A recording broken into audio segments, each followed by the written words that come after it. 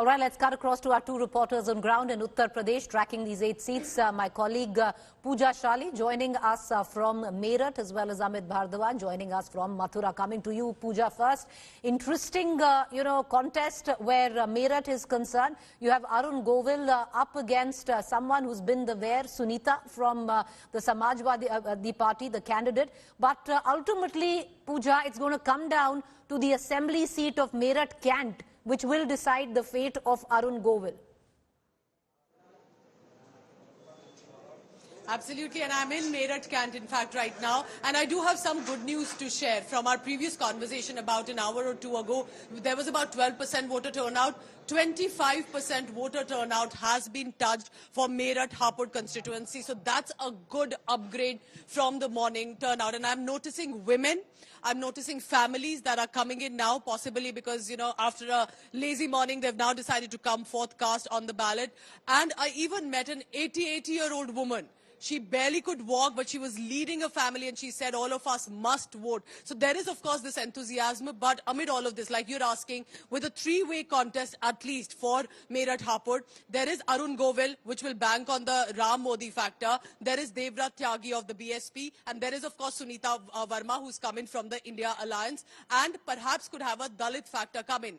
Now, and I'm sure our viewers and you also know, Preeti, that Meerut specifically has a prominent Muslim population. There hasn't been a big Muslim candidate that's been fielded, but there has been a big turnout, a visible turnout I can see from the Muslim community. And could that really also become the deciding factor for the elections? But it's been interesting for Meerut-Hapur, one of the most crucial seats for deciding for BJP. Last three seats have been won by the BJP. Rajendra Agarwal, this time given to Arun Govil. Can he sail through? Banking on that factor remains to be seen. Over to you. Well, you're right there. It's considered a safe seat for the Bharatiya Janata Party. Will Arun Govil pull through? Remains to be seen. The BSP candidate cutting in votes, but like we said, Meerut-Cant will decide. Meerut-Cant is a BJP stronghold, and as Pooja said, voting brisk where Meerut-Cant comes into question. What's going on in Mathura? Amit Bhardwaj joining us from there. Usually, Amit, which is what we've been discussing, Mathura has seen a contest of BJP versus RLD, but both on the same side this time around. True, Preeti. Traditionally, if you look at this seat after 2009 election, it was majorly a contest between the BJP and RLD, where you had the BJP holding its control on over 50% votes in Mathura, and Hema Malini registering a very comfortable victory in 2019 and 2014 and 2019. But a couple of minutes back, Preeti, Jayant Chaudhary was here. I spoke to him as well. He and his wife Charu, both of them have casted their vote out here in Mathura. And he told me that, the alliance is working pretty fine, and it's smooth on the ground as far as the BJP and RLD mechanism and the cadre coordination is concerned.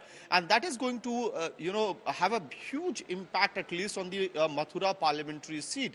As you were mentioning as well, if you look at the caste combination of Mathura, it's a unique constituency in the Braj region, where you have the upper caste dominance as far as the voter percentage is concerned. Nearly 6 to 7 lakh voters come from the Thakur as well as Brahmin community.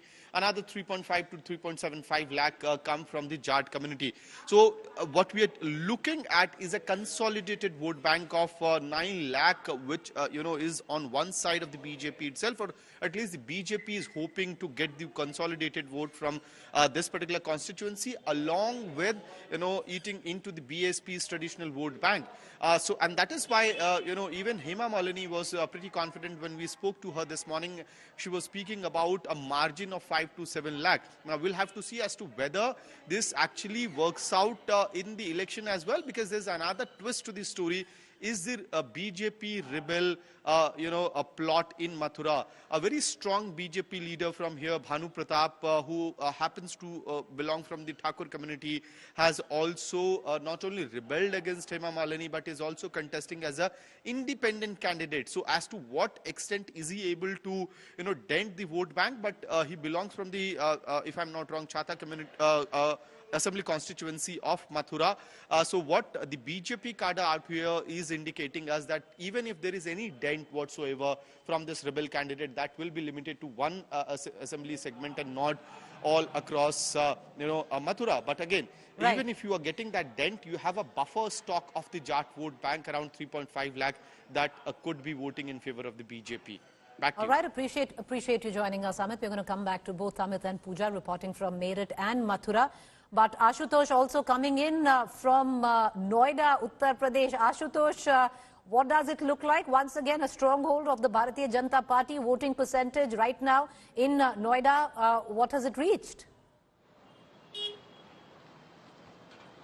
Well, Preeti, when I reached at nearly 6:45 at the polling stations, and this looks like, the semi-urban pockets of NCR. So clearly that was showing some signal that this could be an exciting day. And unlike the first phase of voting, we will see really more the apartment, the flat owners, they will come out in a huge number. But, ultimately it turned into a disappointment just in 3 to 4 hours. And it is now 12:45, and right behind me is one of such polling stations. The number of persons you can see in the queue explaining way better than what is happening in this factor. So there have been certainly several other factors. The local candidates, of course, he has been winning here from last 2 elections at least, and the BJP stronghold, and especially it is believed that the high-rise apartment, and here the voters that is believed to be the hardcore BJP supporters.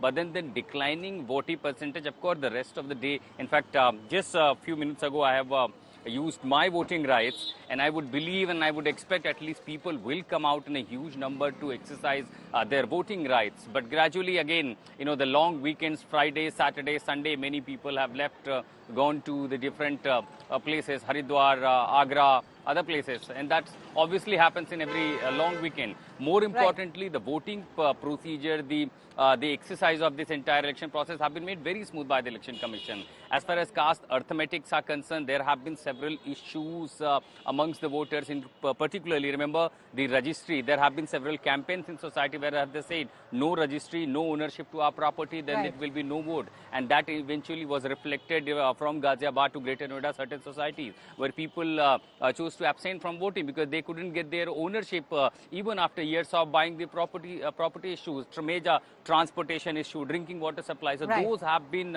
key issues for the voters in this particular pocket. But you're right there where Gautam Budh Nagar, Noida is concerned. More than, of course, the caste dynamics here, it's the urban-rural dynamics that are going to play against each other. With that, appreciate both of you for joining us.